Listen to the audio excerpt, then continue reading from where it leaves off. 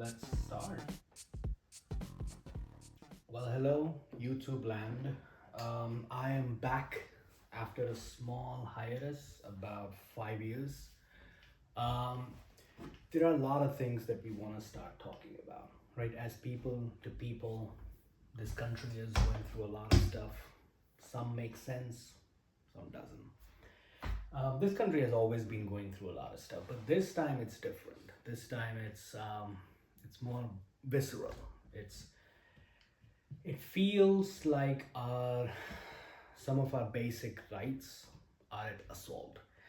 I don't want to come across as depressing or dark, but there are things that we want to discuss because I understand that politics is not cool. Politics may not be everybody's cup of tea. Politics may not be something that we want to talk about over dinner, over parties, especially if you have a life. But politics does impact your life, right? Especially if you're an immigrant in this country, if you're a person of color in this country, it impacts your life, it impacts your children's life, it impacts your family's life. So participation is important, awareness is important. I don't know how that coffee's me sipping on coffee sounds, but it is important. It is critical. Just because you don't want to talk about it doesn't mean it doesn't exist. It doesn't mean that it doesn't affect your life. So I want to start with something which is very pressing and which happened recently, the issue of birthright citizenship. We all know in the United States, if you're born in the United States, you're a citizen of the United States, with some exceptions, obviously, for the diplomats, for invading armies when armies invaded. But for all purposes, today, I see a deer right in front of my window. Wonderful. What a sight. Wake up in the morning and talk about these kind of things. It's it's important for us to I completely got thrown off by that deer. It's important for us to understand a couple of things here, right? Birthright citizenship is enshrined in the Constitution, right? It is not a congressional law. It's not a specific Congress that voted on it and you got it. It's not an executive order that a president one day woke up and decided to write it into an order and sort of ask the agencies to execute it. It's none of that. It's enshrined in the Constitution, just like enshrined in the Constitution is the First Amendment, freedom of speech, Second Amendment, right to bear arms, 14th Amendment is the birthright citizenship, and it talks about other things as well. Between the last video and this video, things have changed. It's been 5 years. One of the biggest changes that we have seen is the advent of AI. So instead of us kind of dicking around on online and kind of trying to figure things out, we can use some of the great AI or Gen AI tools to get the answers, to kind of scour through internet and get what we're looking for. And that's very important, because although AI tools give us a a fast track to information, we still need to be empowered to be able to ask the right questions. That's very important. And this is the whole point here, because if you're not asking the right question, if I am not helping here to ask you the right questions, then I'm just a guy in my room right before I start my day job talking to myself. It doesn't kind of doesn't jive. So what is let's get into it. Let's talk about birthright citizenship. Let's talk about what's gonna happen soon. Let's talk about I know there are anxieties around it. Let's talk about that. Let's talk about its fate, and let's talk about what's gonna happen in terms of next few months. Right? A lot of it is on stake, but I think people who benefit from birthright citizenship, which is everybody who's born here, and the foreigners and immigrants who came to this country, I don't think, you know, they have anything particular to worry about, right? So, how did we end up here? Why are we talking about 14th Amendment now as birthright citizenship, right? It has been enshrined since the 19th, late 19th century after the Civil War in the United States. It's been there for a while. Why are we talking about it now? What happened? What happened was President Trump got elected in 2025. He was inaugurated. He was elected in 2024. And on day one, he decides to write an executive order. And it's really a memorandum. It's not, when we say executive order, it's a memorandum. It's just, hey, this is a memo being sent out to the agencies to do a certain thing. That's what it really is. It's an executive order. That's all it's made to sound like as if it's a diktat, as if it's a, the dictatorship diktat, as if it's, hey, I'm ordering, this needs to be done. And he did that. President Trump did that in a very ceremonious way. I think he was like in some public arena or something, very kingy, right? He kind of sat down, and there was this guy right next to him, like his lieutenant. I don't know where he conjures these things up. He just wants to be the king, right? And the guy is kind of reading out loud what this order is, Your Majesty. Here is the order. I'm not kidding. This is all this is all online. Here's the order. This talks about birthright citizenship. You're getting rid of it. Nobody cares about the Constitution. You're the king. Sign it. And he signs it, and people are applauding. The useful idiots are applauding, right? And he signs it off. And obviously, day one, the executive order goes out. Anybody, what he signs is that anybody who is born in the United States, if their parents are not citizen, at least one of the parents is not citizen or a permanent resident, that baby is not a citizen automatically, right? And everybody's like, yay, that's great. And the courts are like, bitch, please, right? You can't do that, right? It's, as much as you want to do this ceremony, as much as this guy in suit can read it out loud, that doesn't change the fact that this is enshrined in the Constitution. You can't just send a memo and think that nobody's gonna notice, right? So this is what happened. He signed a memorandum. He published an executive order, and he said that all these babies that are gonna be born prospectively. He's not trying to. I think that was a different battle. Prospectively, moving forward, you're not going to be citizen, and there are a bunch of conditions for that. It's now, if I know certain things about the Constitution, if I know what the Constitution is trying to tell us, very in plain language, this is not Da Vinci Code that we are trying to decipher here. This is very plain language.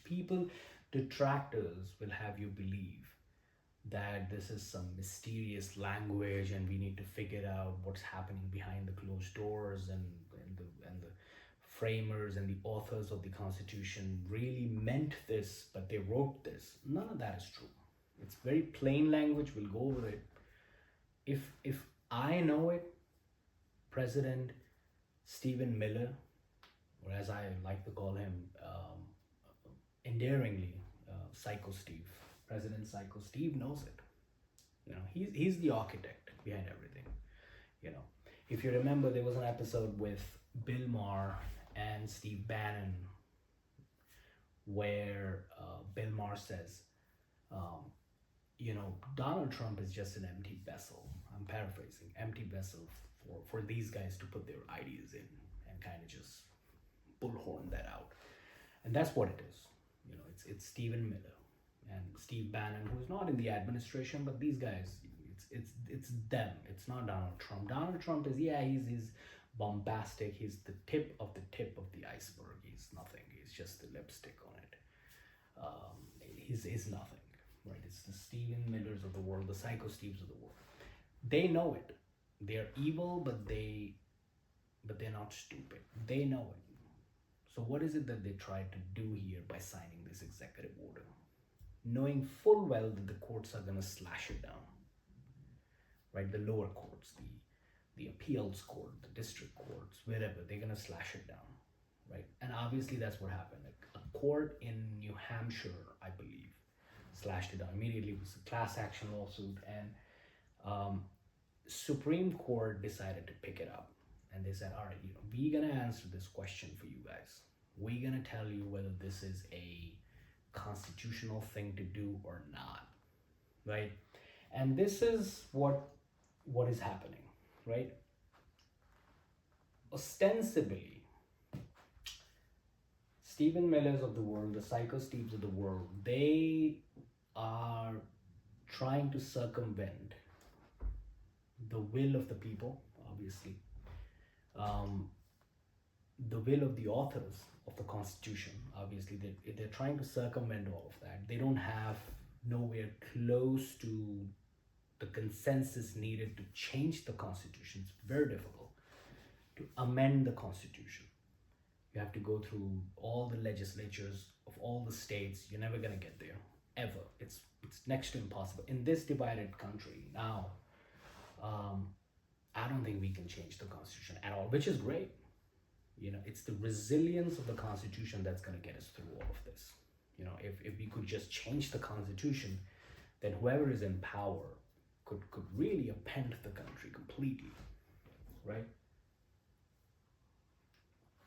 So they know they can't change the Constitution. They know that they can't even pass a congressional act to do something like this. And even if they did, which they cannot, like they don't have enough votes to even do it in Congress, even if they did, it would still be slashed by the courts, because even a congressional act cannot supersede a constitutional clause or an amendment. You have to amend the Constitution through the amendment process. So they know Congress is out, congressional act is out. They know amendment process is out. None of that is going to happen. So they know that the will of the 330 million people, they can't reach a consensus there. So what do? They want to rely on basically 5 men out of 330 million people to try and adjudicate in their favor. Why do I say 5 men? There are nine justices on the Supreme Court. They just need 5 to be in favor of them. 5 conservative justices, and I believe that they're all going to be men if they favor, right? If they did, I don't think it's going to be in their favor at all, right? So they know this is what ostensibly this is on the surface. This is what they're trying to portray, right? To their to the people, to the media, doesn't care, that we're trying to circumvent it, and we want these few men. Think about it: 5 men out of 330 million to adjudicate on the future and the fate of hundreds of millions of people. That's what is happening. So much for democracy. But they also know, and here's what I think, they also know that the Supreme Court is probably not going to be in their favor either. So why all of this? To shed light on the fear of the foreigner, the invaders, the migrants, the people of color, that their country is being invaded by people who look like me, Muslims, all of these things. This is what Psycho Steve wants. He wants to bring all of that up the forefront. It's a very incendiary, very helpful topic for them. That's what gets them elected almost every time. That's what got them elected the first time. That's what got them elected the second time. They know for them to be in power, they need this. They need this. This is not going anywhere, but they need this. They need this in the zeitgeist. They need the conversation that it's the foreigner. I keep on saying that it's quite fascinating that the Republican Party has convinced vast majority of the American people that all their trials and tribulations, all their problems, all their daily troubles and challenges and problems in the grocery store and affordability issues and the housing issues and everything is because of the undocumented immigrants. Initially, they were undocumented immigrants. Now they are kind of broadening their horizon of generosity and saying it's actually immigrants. It's not just because they know kind of undocumented immigrants. They know people are kind of catching up, and they know that a lady in a New York subway trying to sell churros, right, is not the reason that the housing market is unaffordable, right? So they want to kind of expand it to the Indians with the H-1Bs and all that nonsense. I'll get to that in a sort of different video, but this is what it is. This is all immigration conversation. This is they being able to tell that, hey, we tried, but nobody listens to us. Nobody listens to us. We tried. If you look at Trump's recent posts, he's questioning the Supreme Court justices. He's saying that these guys don't know anything. So something along those lines. That they don't know anything. So he's already sowing the seed of doubt in the people's mind that maybe even the Supreme Court is compromised. That's the level of danger that this country is going through. What does birthright citizenship say? Let's get into the merits of it, right? Obviously, I'm gonna just say that I'm gonna type in what does 14th Amendment say about citizenship and verbatim. Let's read. We've seen this. It's very common. All persons born and naturalized in the United States, and subject to the jurisdiction thereof are citizens of the United States and of the state wherein they reside. Okay? I think it's pretty clear, right? The entire argument is around the sentence subject to the jurisdiction thereof. That's what their entire argument is. What they claim is that the immigrants who are not permanent residents, who are not citizens, their children are not subject to the jurisdiction of the United States. That's the claim. That completely misses the point of the 14th Amendment. We have to understand something. Going back, this is the theme of my channel. This is the theme of the authors of the Constitution. This is the theme of the the preamble of the United States. We the people. When the Constitution was being written, most of the Constitution is written as a protection for the people. But protection from whom? Who are we trying to protect against? We're not trying to protect against a foreign enemy. We're trying to protect the people from the government. Because the founding fathers or the authors understood. First of all, they came from UK.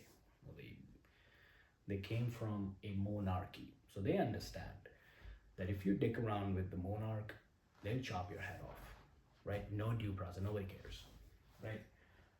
They didn't want that. They came over, they flew over, they didn't fly over, they took the ship over to the United States, and they wanted to get away from that system. They wanted to instill into the Constitution inherent powers for the people. This is what everything in the Constitution. Second Amendment, right to bear arms. Right to bear arms to protect against what? Against your own tyrannical government, right?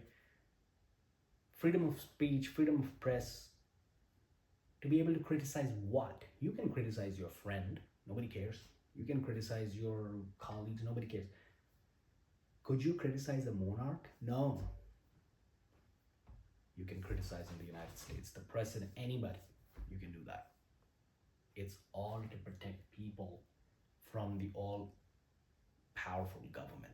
We have given them so much power. 14th Amendment follows the same theme. And then you ask how? How does citizenship follow the same theme of protecting us? And by the way, not just us as immigrants, us as people, everybody. It doesn't say it's for blacks or browns, it's everybody, it's for whites. Because if you get rid of the brown people, then you get to the black people, which is what happened, which was what was happening in the 60s. And before that, if you get rid of the black people, they are enslaved, then you get to the white people. Within the white people, then you start segregating in the Irish descent and the Italian descent. And then when you get rid of those people, then you have problems with them, and then you get back to witchcraftry. You never end. Bigotry leads to complete decimation, right? So how does the 14th Amendment protect us from the government, right? It's very important, right? It does so by coupling or marrying two very important concepts. And those concepts are citizenship and jurisdiction. That is what is happening in this amendment. What it says is you cannot separate the two.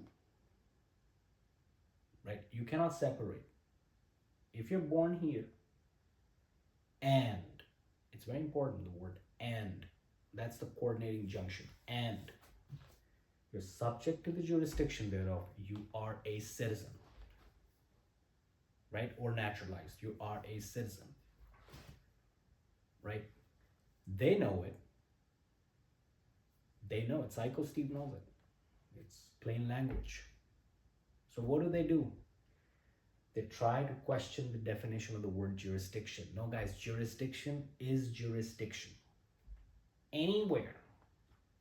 Anywhere. What does the word jurisdiction mean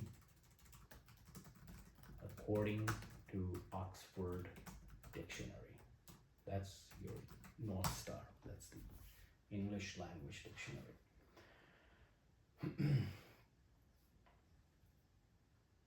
Defines it as official power to make legal decisions and judgments. Jurisdiction can also describe the territory or sphere of activity over which the legal authority for court or other institution exists. It basically means that if the government gets to exercise its legal power over you, then you are a citizen if you're born in this country, because then we want you to be protected by the rights of a citizen. You should be able to question these legal powers. Because if you now think about it, they don't dispute the fact that 14th Amendment came out of civil war. But think about, if you strip away that power from people, where you can exercise your legal power, you can do whatever you want, and there is no recourse, they're not protected by the citizenship of the country, then you fall back into slavery. That's what that is. That's what that is. It's the jurisdiction. It's, if you are in my jurisdiction, if I can exercise power on you, then you get to have the rights of a citizen if you're born here. Birthright, specifically the word born here, is to add resilience to citizenship. That nobody can just monkey around with the definition of, or the conditionality. You're born here, that's it. There's nothing you can do. And it's locked in time. Nothing that you do after that really can take away your citizenship. That's why you can be treasonous. You'll be tried in the United States for treason, but your citizenship cannot be stripped away. You're still a citizen. You can be a treasonous citizen, Nothing that you do after you're born decides or changes the fact that you're a citizen. That's why it's locked in time. It's instantaneous. It's one moment. It's not the 10 things you have to do. That's why being born, it adds resilience to citizenship. You're part of the jurisdiction, you're born, that's resilience.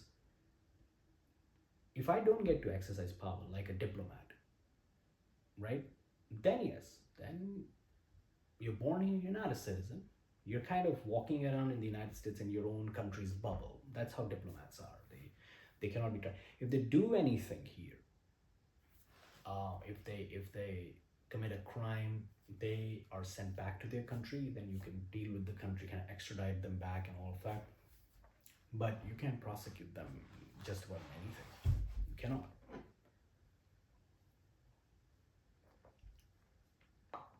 Immigrants, you can, and immigrants can be the plaintiff, right? When that animal murdered Lake and Riley, you remember the whole Lake and Riley episode? That was what did we do with that immigrant, undocumented immigrant? He was an illegal immigrant. What did we do with that animal? Did we say that, oh, he's an illegal immigrant, he's not in our jurisdiction, we can't do jack? This guy has to go back to his country, wherever the country is, who cares? And we just hope, fingers crossed, that he'll be adjudicated, he'll be prosecuted for the crimes that he did not even commit in their jurisdiction. That's absurd. Rightly so. He was prosecuted in the United States, he was tried here, and he was put behind bars, life imprisonment, I believe, without any chance of parole. Rightly so. Because he is subject to the jurisdiction thereof. Now, he was not born here, right? He was not born here, so he's not a citizen of the United States, and Congress did not pass any law to naturalize him into the United States. So he's not a citizen, but he's subject to the jurisdiction thereof. Therefore, if Congress wanted, as in the 14th Amendment, they could write a law, some pathway of citizenship for people like, not like him, but undocumented immigrants, generally speaking. And whenever they've written in the past legalizing immigrants, obviously they put in provisions that you can't be a criminal, you cannot be a hardened criminal, you have to have a good moral character, obviously. But if this monster was born in the United States, there's nothing you can do. He's a citizen. I don't care. He's a citizen. He gets to have a lawyer. Otherwise, you could pick up any undocumented immigrant and say, this guy murdered this guy, and that's it. You're done.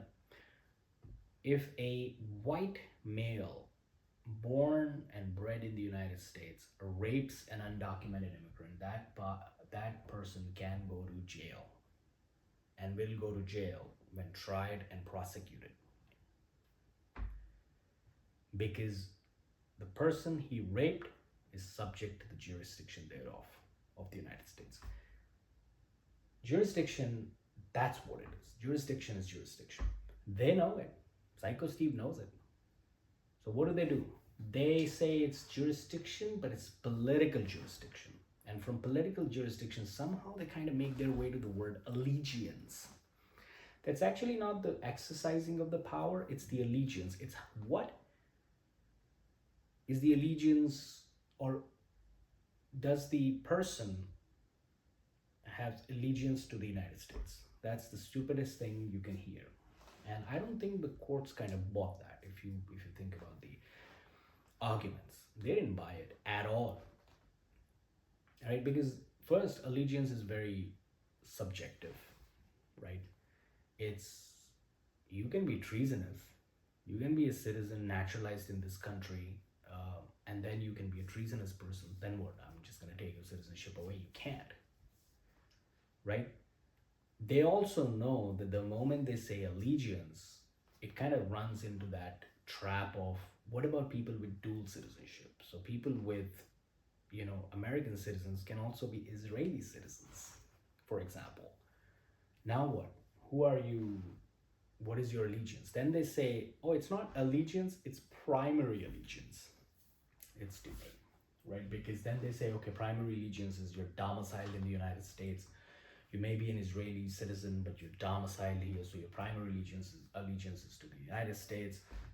Blah blah blah, nonsense, completely hogwash, right? They don't even know where this is going. Jurisdiction is jurisdiction. It's very clear what the authors were trying to do here. They were trying to protect the people, us. That's what they were trying to do,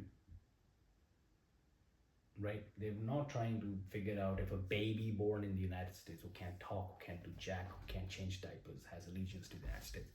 By the way, in the amendment, just a side thing, there is no mention of the parents.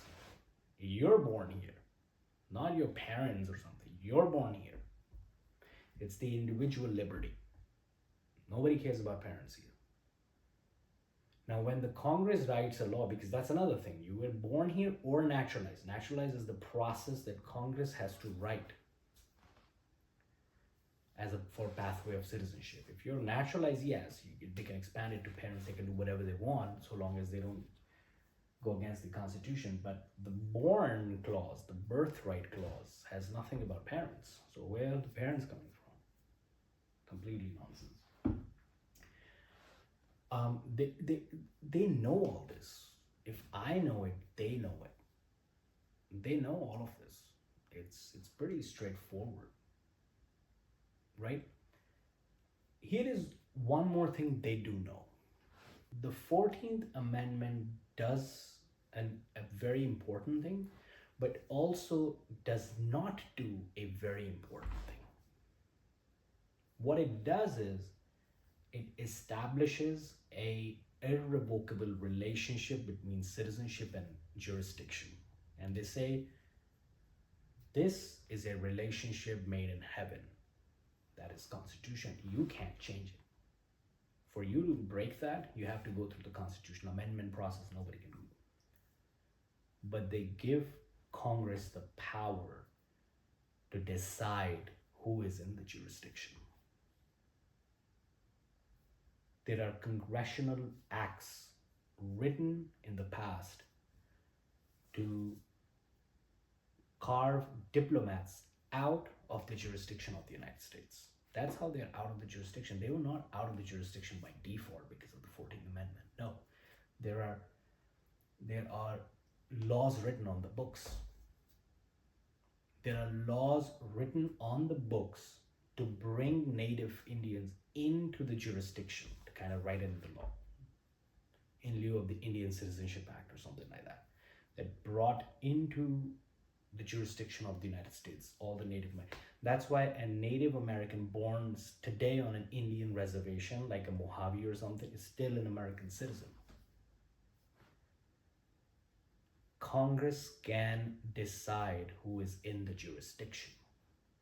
So why don't Congress decide that? If Republicans, for example, are so hell-bent on challenging birthright citizenship, all Congress has to say is undocumented immigrants or whatever class of immigrants they don't like are not subject to the jurisdiction thereof. And that's it. 14th Amendment takes care of the rest of them. Why don't they do that? No, they won't do it. Because immigrants are the highest taxpayers. Immigrants by far commit least amount of crimes because, obviously, if you're an immigrant, you want to be on the good side of the equation, because if you commit a crime, you can be deported, your life can be appended. So you're incentivized to not commit crimes at the rate citizens aren't. So immigrants pay taxes. Immigrants pay one of the highest taxes, by the way. Even undocumented immigrants pay taxes, by the way. And there's a reason they do that. In future, a lot of the undocumented immigrant business owners, they have something called a tax identification number, and they feed that into the tax IRS, and they pay their taxes based on that. Because when in future, if they ever apply for permanent residency through their family, maybe 20 years down the line, they want to be on the good side of IRS, because IRS is going to come back and say, do you have any back taxes or any due taxes? And they want to be able to show their receipts and say, no, I've been paying taxes all my life, so I don't have any back taxes. They pay taxes, all right, unless it's that lady who's selling churros and making 40 bucks a day. She probably isn't paying taxes. Well, probably isn't meeting the benchmark. But everybody who's earning any real money, by real money, I mean, I think the average household income of an undocumented immigrant is about $40,000 a year. We can ask average undocumented household income in a year. That's it.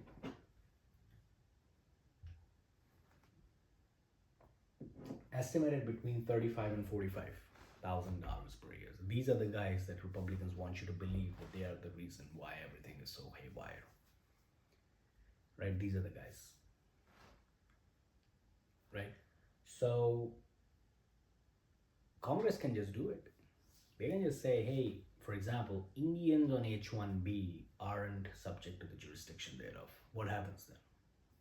All the Indians floating around in the United States suddenly are immune from the laws of the United States. They don't have to pay taxes. They don't have to pay any money to the United States government. They cannot be prosecuted, and they cannot even be plaintiff. Obviously, that's not acceptable, right? So when you're forced to exercise your legal power, when you want their money, then you have to give the rights that come with citizenship. That's what the 14th Amendment is about. That's it. Congress can just write anybody out or in of the jurisdiction. There's complete power given to Congress. They can do that. They won't do it. Right? They know it. They know all of this.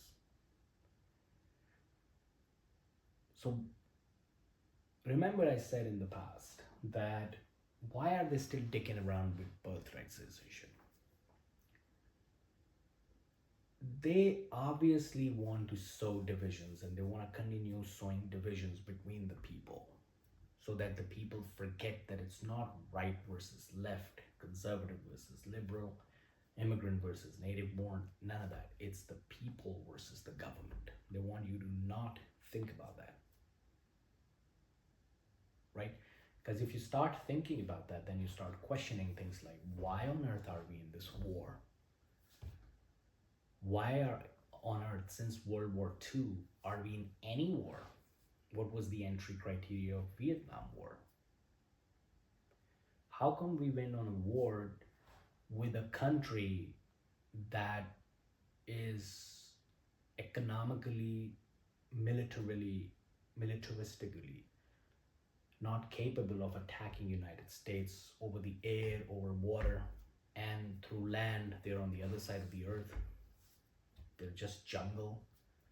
Why are we sending our people to die there? Why did we go to Iraq? What was the entry criteria? And as soon as we figured out that this is all a baloney, why did we not come out? Why did we decimate Afghanistan for one guy? That country doesn't have any skyscrapers. So what was the point of staying there and having our young men and women die? They don't want you to ask that question. They don't want you to ask or investigate into the contractors who work with the military, who are paid with your tax dollars to make weapons for the United States. Why are they charging hundreds of thousands of dollars for a piece of tool or an equipment that costs them maybe a few $100 to make? They don't want you to ask that question. So they attack birthright citizenship. Right? It's the most clear-cut case. There's nothing controversial about it. Doesn't matter what they say. They are talking about authors didn't mean for Chinese women to come here and pop a baby in the United States through what they call as birth tourism, and then go back and they have citizen child with them now. They may be in cahoots with the communist China country. There is no policy, there is no law, there is no clause which is infallible in terms of, or loophole free, what do? That's where the president comes into picture, and you execute and you enforce those policies. Part of the enforcement is fraud prevention. Yeah, you put in place policy measures so that nobody's in favor of people coming just here to have a baby. You put in place policy measures to prevent that. You don't throw baby out with the bathwater. You don't say that because of that, birthright citizenship doesn't exist. That's just nonsense. Prediction. I think Supreme Court is going to adjudicate on this, or give their judgment on this in the middle of the year. I think in June or July, I believe. Let's just see that.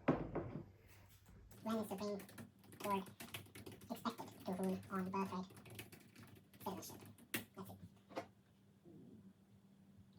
June or July. I think it's going to be a minimum 7-2 against Trump. That's my prediction. Minimum 7-2. It could be 8-1 against him. It could be 9-0 against him. Right? But I can never trust Alito or Clarence Thomas. I mean, they have acted weirdly before. But it's gonna be at least 7-2. Yeah. So, nothing to worry about. This happens in this country. The good thing is midterms are coming up. These guys are going to be out of power. Trump is going to be just a lame duck, wailing around and crying, and Psycho Steve is going to be scheming things. He's going to be doing things behind the closed doors, making policy changes, trying to create as much pain and misery through little nuanced measures in the immigration policies, but eventually these guys are going to be out of power. That's just, elections are they're going to be out of power. So that's it. We'll do this again.